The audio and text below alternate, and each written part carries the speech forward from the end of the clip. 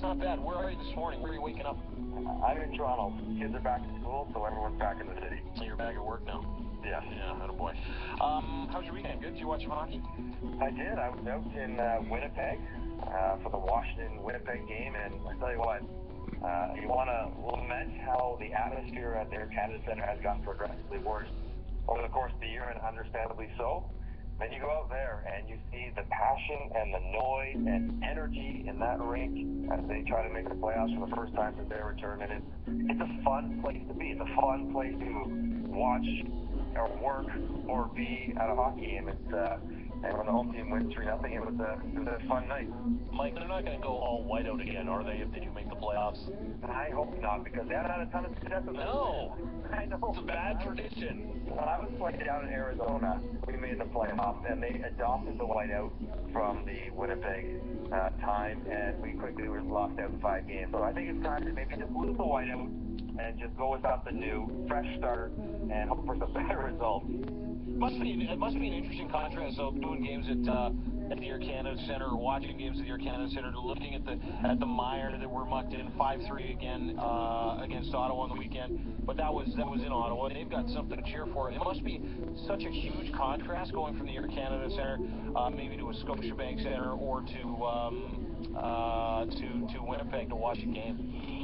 Yeah, I mean, it is in every sense of the word, because this is the time when it's fun to play, when you're playing for something or try to get in the playoffs or the games mean something, because it's a long season, and there are games where it's difficult to find the emotional reserves needed to play well, but not now, not with 10 or so games left. This is the best time of the year, and it's the best time of the year to be a fan and to watch it, to try to will your team to have success, and the energy that the players have and that the fans have is what makes the game great this time of year.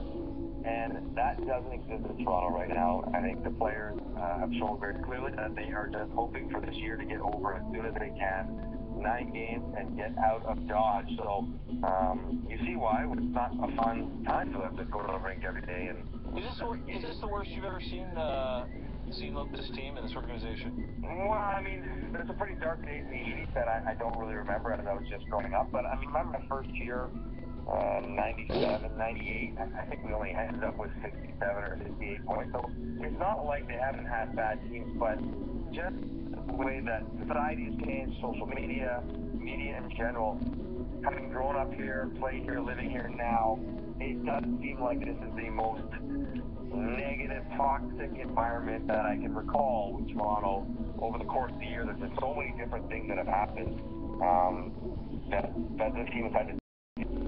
Some of it's their own doing, most of it is, some of it's not, and it all has culminated in this horrendous run of 3 months of just terrible hockey that they can't finish soon enough. Mike Johnson, NHL Insider and Sportsnet, joins us real quick before I hand you over to George.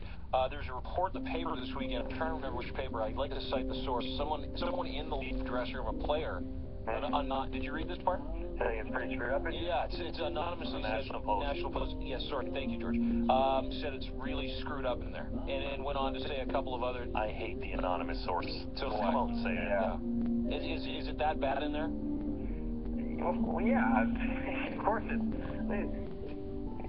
guys are human, and when you're having the kind of prolonged failure that this team has had, it's only normal that the group will splinter, no matter how strong they are, no matter how many good guys they have, how much character you might think you have in the dressing room. You lose 25 out of 30 games, guys are going to have a hard time sticking with the program and not getting off on their own agenda or not becoming negative about the environment, about each other. So yeah, it is screwed up, because it has to be screwed up for a team that has the kind of talent they have. They're not good. No one's trying to say they're good. They're not a playoff team, but they're not this bad. Nobody is this bad except for maybe Buffalo and maybe Arizona right now. But nobody is as bad as they're playing in the NHL professional sports today's day and age. So yeah, to be as poor as they have been, it has to be screwed up. And I think, again, it just reiterates the fact that these guys need this season to be over. And I think when they get out of here and they go over the summer and they come back and they'll try to just wipe the last 40 games from the hard drive and start fresh. And I think in many ways they can. start fresh next year, and Vegas might not carry over quite as much as you might think. But for now, it is screwed up. Screwed up with the coaches, screwed up with the management, screwed up within the team, within the group, within the guys, and that's to be expected. When you lose as much as they have, it's inevitable. Mike, the Leafs are rolling into that college hockey. Again, worked out with you and a guy like Tyler Bozak, not so much from Christian Hansen, but what can they expect from a guy like Casey Bailey, and should they be bringing this guy into such a toxic environment towards the end of the season? Yeah, I mean, it's always a good idea, I think, to go against college free agents because, even if it doesn't work out, let's say it is Christian Hansen, he doesn't find himself an NHL career, it doesn't really cost you anything other than money.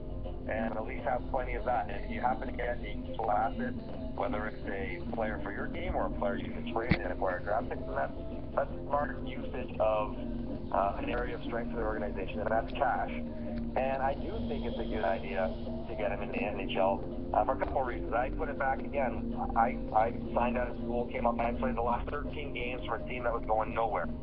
But it may have been toxic. I don't know. I was in the NHL for the first time, so I was just so happy to be there. It couldn't be toxic to me. It was just glorious. So I think that will be the attitude of whoever gets called up, Bailey, if he happens to come up and play a few games. I don't think he'll be poisoned by the mess that has gone on here.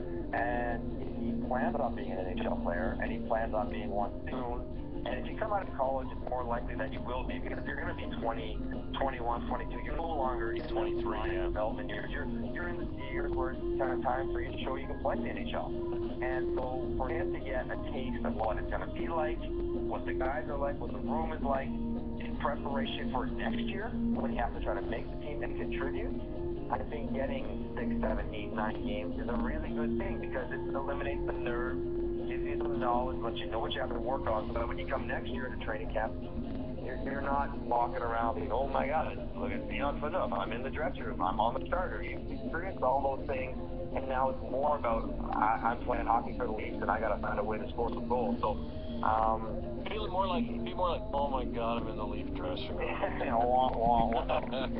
But maybe next year, but not for now.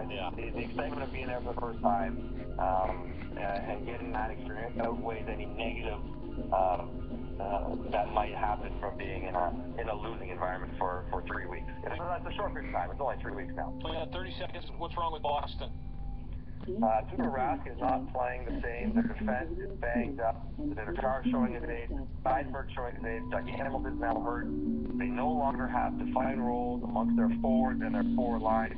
And they've gotten older, and they've gotten stale, and no one is intimidated to play the Boston Bruins anymore. If they don't defend well and get great goaltending, they're just another good team. So Ottawa make the playoffs? Yeah, I agree. But other than that, everything's okay in Boston. Other than that, Everything's fine. It's like you had that ready to go, Mike. Appreciate your time. Mike Johnson, NHL and Sports and Insider for Sicily Honda. Thanks, brother. All right, boys. Have a good week. Talk to you later.